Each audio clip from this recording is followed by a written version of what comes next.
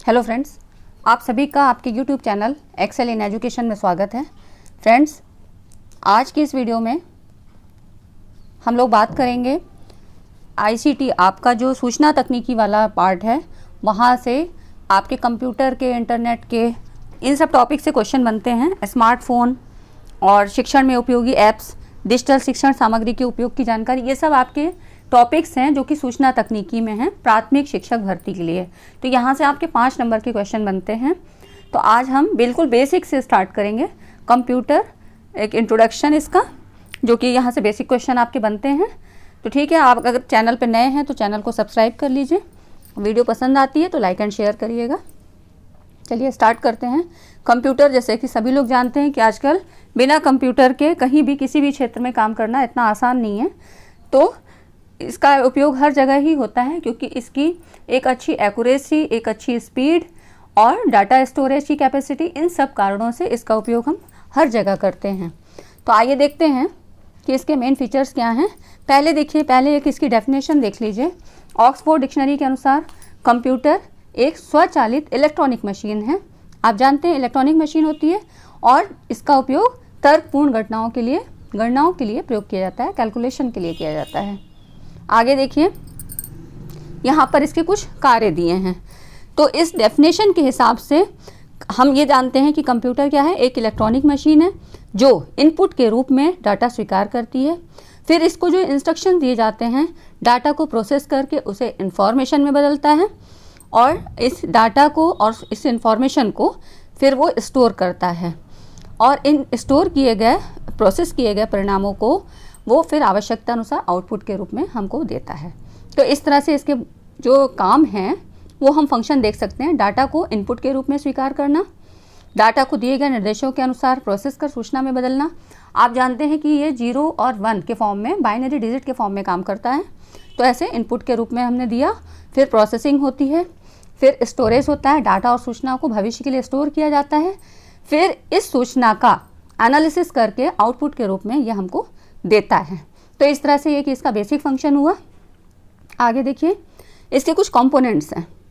Component क्या हैं, यहाँ से आपका क्वेश्चन बनता है। हार्डवेयर, सॉफ्टवेयर, डाटा, इसमें numerical data, alpha numerical data, information, instruction, program, ये सारे टर्म्स इसके बेसिक टर्मिनोलॉजी हैं जो कि आपको जाननी चाहिए। आपके यहाँ से क्वेश्चन बनते हैं। देखिए, इसको मैं बता भी दे रही हूँ। 68,500 की जब शिक्षक भर्ती हुई थी 2018 में, तो वहाँ पे इसका एक क्वेश्चन आया था, इसी पार्ट से आया था कि क्वेश्चन था, कंप्यूटर की भौतिक बनावट कहलाती है। तो कंप्यूटर की भौतिक बनावट कहलाती है हार्डवेयर। तो यहाँ से क्वेश्चन बना था। ये सारे क्वेश्चन हम अब बाद में डिस्कस कर लेंगे, ठीक है। तो अगली वीडियो, जब भी हम वीडियो बनाएंगे तो उसमें हम सारे क्वेश्चन आपको बता देंगे। तो यहाँ पर इसके बेसिक कंपोनेंट समझिए कि हार्डवेयर क्या होता है। हार्डवेयर जो टर्मिनोलॉजी है, इसको आप जानिए। कंप्यूटर मशीन का वो भौतिक भाग जिसे हम देख के और छू कर महसूस कर सकते हैं, यह हार्डवेयर कहलाता है। इसमें हम इसको देख और छू सकते हैं फिजिकली फॉर्म में। इसमें कौन कौन से पार्ट हो सकते हैं, कीबोर्ड होता है, माउस होता है, मॉनिटर, सीपीयू और printer, hard disk drive, motherboard, processor, speaker, ये सब क्या होते हैं, हार्डवेयर होते हैं। इनको आप छू सकते हैं, आप माउस के द्वारा, कीबोर्ड के द्वारा काम करते भी हैं। फिर आता है सॉफ्टवेयर। सॉफ्टवेयर क्या होता है, अब इसमें इंस्ट्रक्शन और प्रोग्रामों का जो समूह होता है, वो इंस्ट्रक्शन क्या होते हैं, पहले तो इंस्ट्रक्शन जानिए। कंप्यूटर को कार्य करने के लिए कुछ आदेश दिए जाते हैं, कुछ ऑर्डर्स दिए जाते हैं, उन्हीं को हम इंस्ट्रक्शन कहते हैं। और प्रोग्राम क्या होते हैं, कंप्यूटर को दिए जाने वाले जो इंस्ट्रक्शंस होते हैं, इनके कलेक्शन को, इनके समूह को प्रोग्राम कहा जाता है। तो इसी तरह सॉफ्टवेयर में अनुदेशों और प्रोग्रामों का जो समूह होता है, वो कंप्यूटर को ये बताता है कि उसे क्या और कैसे करना है। और इस तरह से हार्डवेयर और सॉफ्टवेयर के जो इंस्ट्रक्शन मिलते हैं, उन्हीं के अनुसार कंप्यूटर काम करता है। तो इस तरह से ये अलग अलग अपने निर्देशों के अनुसार काम कर सकता है। अब हार्डवेयर और सॉफ्टवेयर में फ़र्क क्या होता है, बेसिकली इसका जो फ़र्क होता है, डिफरेंस जो होता है, वो ये होता है कि सॉफ्टवेयर को हम छू नहीं सकते और ना ही हम इसको फिजिकली देख सकते हैं। और लेकिन हार्डवेयर क्या था, इसको हम छू सकते हैं, कीबोर्ड, माउस, मॉनिटर, ये सब आपको फिजिकली दिखाई देते हैं। इस प्रकार इसको ऐसे समझिए कि हार्डवेयर यदि कंप्यूटर का शरीर है तो सॉफ्टवेयर क्या है, उसकी आत्मा है। इस तरह से हार्डवेयर सॉफ्टवेयर आप समझ सकते हैं। फिर आता है नेक्स्ट टर्म्स है डाटा। डाटा क्या होता है?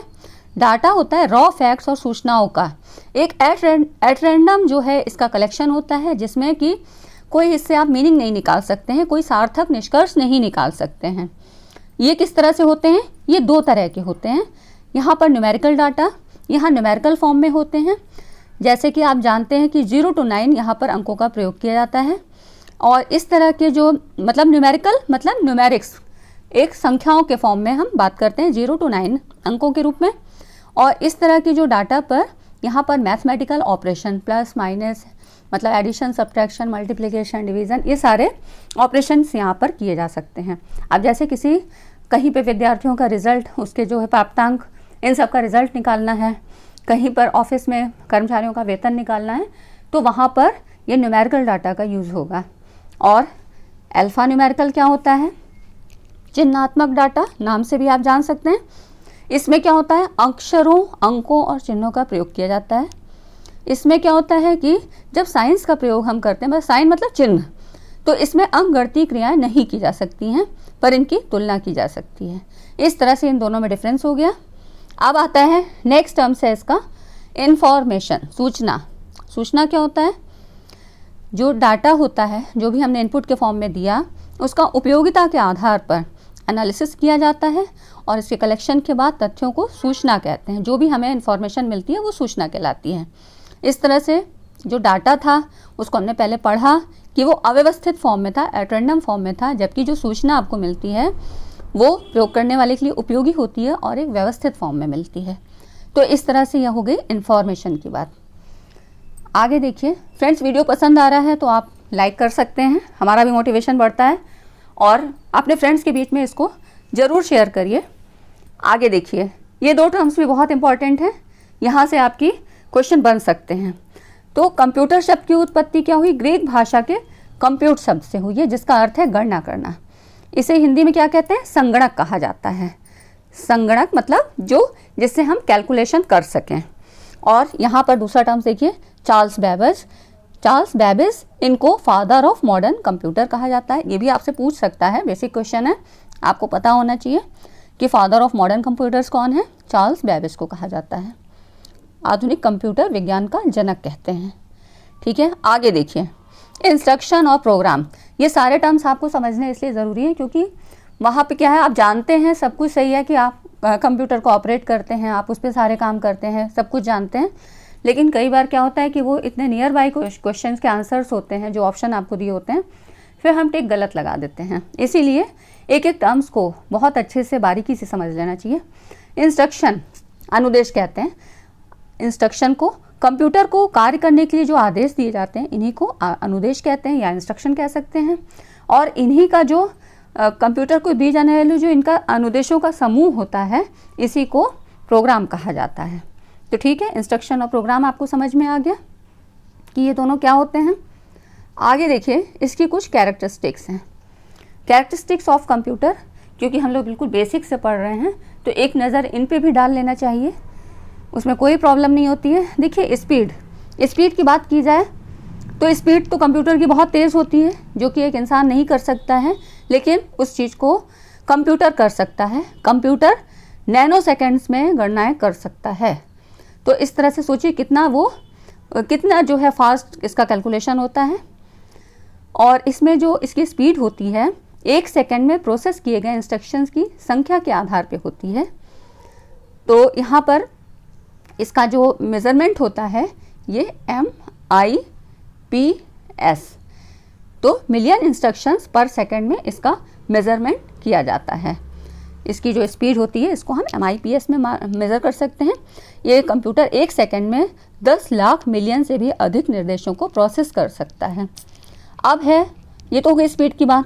इसके बाद देखिए ऑटोमेटिक कंप्यूटर क्या है कि इसको कार्य करने के लिए जो इंस्ट्रक्शन दिए जाते हैं वो मनुष्य के द्वारा ही दिए जाते हैं, पर एक बार इसको इंस्ट्रक्शन दे दिया जाता है तो ये फिर ऑटोमेटिक बिना रुके अपना काम ये बहुत अच्छे से करता रहता है। एक्यूरेसी बहुत अच्छी होती है। इसमें क्या होता है कि कोई एरर नहीं होती है, कभी सभी गणनाएं त्रुटि रहित होती हैं, और अगर कोई एरर पाई भी जाती है तो वो क्या होती है, मानवीय गलतियों के कारण होती है। और अगर डाटा और प्रोग्राम सही है तो कंप्यूटर हमेशा सही प्रोग्राम देगा, सही परिणाम ही देता है। कभी कभी क्या होता है कि वायरस के कारण भी त्रुटियां आ जाती हैं, तो इस तरह से उसकी एक्यूरेसी इफेक्टिव होती है, तो इसके लिए एंटीवायरस का उपयोग करते हैं। ठीक है, आगे देखिए परमानेंट स्टोरेज क्या होता है। इसमें जो प्रयुक्त मेमोरी को डाटा, सूचना और निर्देशों के स्थायी इंस्ट्रक्शंस के लिए प्रयोग किया जाता है। इसमें जो सूचनाएं होती हैं वो इलेक्ट्रॉनिक तरीके से इसमें जो स्टोर की जाती हैं, और इनसे क्या होता है कि वो नष्ट नहीं हो सकती है, इनको लॉन्ग टाइम तक हम रख सकते हैं, प्रिजर्व कर सकते हैं, रख सकते हैं, स्टोर कर सकते हैं। फिर होता है लार्ज स्टोरेज कैपेसिटी। ये क्यों होती है, क्योंकि इसमें जो होते हैं एक्सटर्नल और इंटरनल कई तरह के ऑर्गन्स होते हैं, जैसे हार्ड डिस्क, फ्लॉपी डिस्क, ये अभी आप पढ़ेंगे आगे।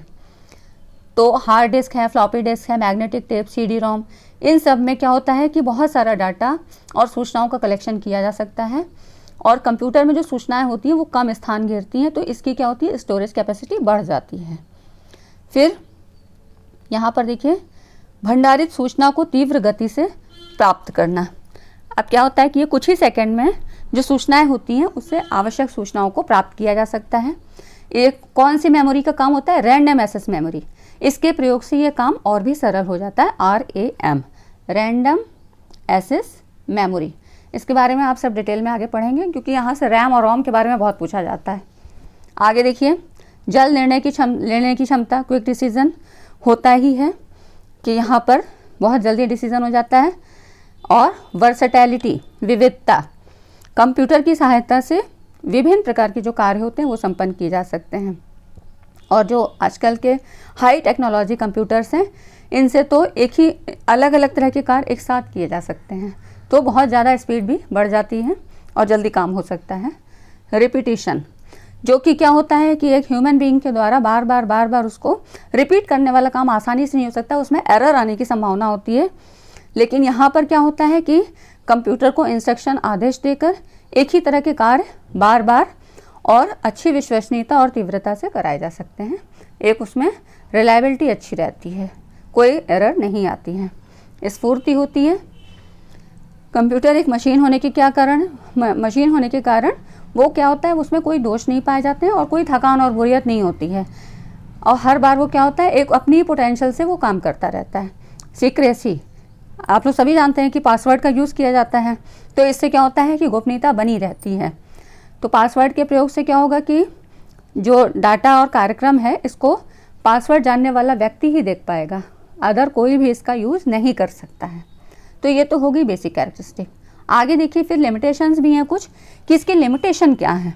यहाँ पर क्या है देखिए, नो माइंड, जैसा कि जानते ही हैं कि कंप्यूटर क्या है, एक मशीन है, इसमें खुद के सोचने की और निर्णय लेने की कोई क्षमता नहीं होती है, ये केवल इंस्ट्रक्शन के आधार पे ही कार्य करता है। एक्सपेंसिव तो होता ही है, इसका जो मेंटेनेंस होता है, इसके पार्ट्स सब बहुत महंगे होते हैं और समय समय पर उनको मेंटेन भी करना पड़ता है। हार्डवेयर और सॉफ्टवेयर दोनों ही बहुत महंगे होते हैं। फिर वायरस का खतरा होता ही है, वायरस का खतरा बना रहता है, जिससे क्या होता है कि आपका प्रोग्राम नष्ट हो सकता है, और ये वायरस कंप्यूटर की जो स्टोरेज क्षमता होता है इसको भी प्रभावित करते हैं। इसके लिए एंटीवायरस सॉफ्टवेयर का प्रयोग करते हैं और उसको बचा सकते हैं। डिपेंड्स ऑन इलेक्ट्रिसिटी, बिना इलेक्ट्रिसिटी के तो ये काम भी नहीं करेगा, तो इस तरह से इसकी कुछ लिमिटेशन है, लेकिन बाकी सब अदर तौर पे ये बहुत अच्छा है और काफ़ी यूज़फुल है। आगे देखिए फिर क्या होता है, कुछ महत्वपूर्ण परिभाषाएं और शब्दावली जो कि आपको जानना बहुत ज़रूरी है, क्योंकि अभी क्या है कि मॉडर्न एज है, हर जगह टेक्नोलॉजी का उपयोग हो रहा है, तो आपको ये भी जानना चाहिए कि ये सब क्या टर्म्स होते हैं, इन टर्मिनोलॉजी का क्या मतलब होता है। फ्रेंड्स वीडियो पसंद आ रहा है तो एक बार लाइक ज़रूर करिए। आगे देखिए इनसेट, यहाँ पे है इनसेट शिक्षा योजना। ये क्या है, इसरो द्वारा शुरू की गई बहुउद्देशीय भू स्थिर जो जियो स्टेशनरी उपग्रह होते हैं इनकी एक श्रृंखला होती है, जो कि दूरसंचार, प्रसारण मतलब ट्रांसमिशन, मौसम विज्ञान जहाँ पर मौसम से संबंधित गणनाएं की जाती हैं, खोज और बचाव, इन सब कार्यों के लिए इसका उपयोग होता है। तो और इसकी शुरुआत कब हुई थी, 1983 में हुई थी। अब क्योंकि हम शैक्षिक परिप्रेक्ष्य में बात करते हैं तो इसमें 5 से 11 वर्ष के बालक बालिकाओं के लिए शैक्षिक दूरदर्शन कार्यक्रम का प्रसारण किया गया था। बच्चों को शिक्षा देने का एक माध्यम बना। आगे देखिए वर्चुअल शिक्षा। वर्चुअल शिक्षा आजकल देख ही रहे हैं आपकी हर जगह वर्चुअली मीडियम से शिक्षा को दिया जा रहा है।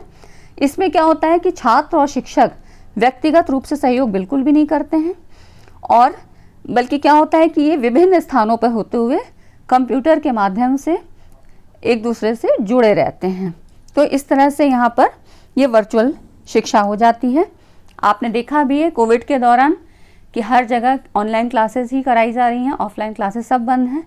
तो इस तरह से आप ऑनलाइन मीडिया के द्वारा एक बहुत प्रचलित मीडिया और बहुत यूज़फुल कहा जाएगा। अभी कोविड के दौरान इसका उपयोग आपने बहुत अच्छे से किया। तो इस तरह से ये वर्चुअल शिक्षा हो गई। आगे देखिए close circuit television, CCTV camera. ये क्या होता है? हर जगह हम देखते हैं सीसीटीवी कैमरा एक प्रकार का ये कैमरा ही होता है जिसे सीसीटीवी कहते हैं, क्लोज सर्किट टेलीविज़न।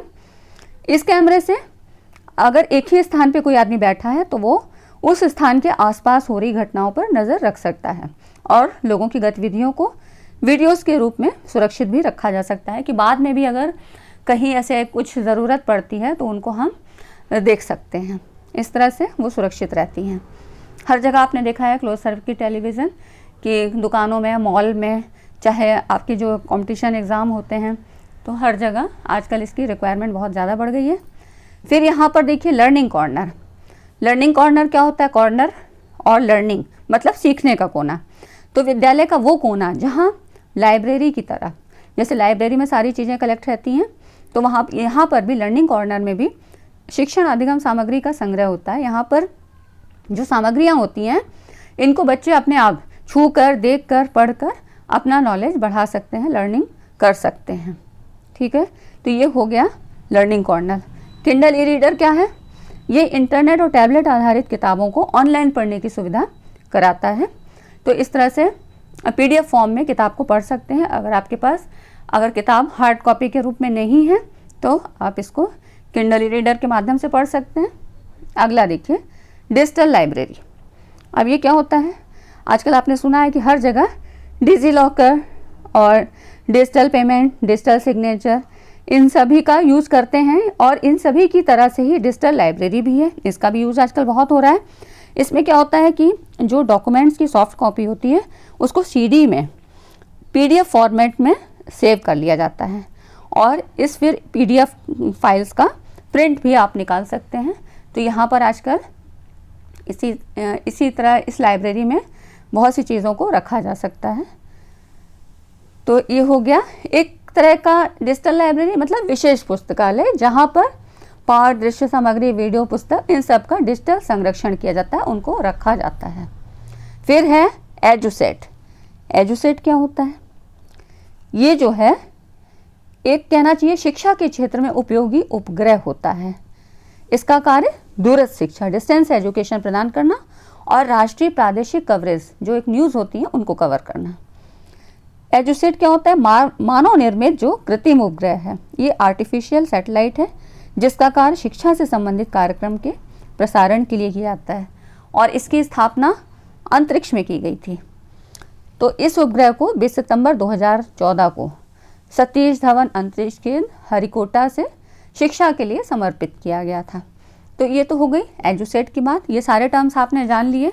इन सभी जो आज की वीडियो में जितने टर्म्स बताए गए सारे बहुत इंपॉर्टेंट हैं, एक बार देख लेंगे आपका कोई भी क्वेश्चन गलत नहीं होगा।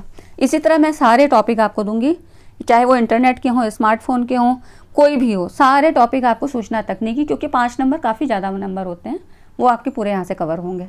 तो ठीक है फ्रेंड्स, आज की वीडियो में इतना ही। मिलेंगे हम अगली वीडियो में। वीडियो पसंद आया तो लाइक एंड शेयर ज़रूर करिएगा। Thanks for watching this video.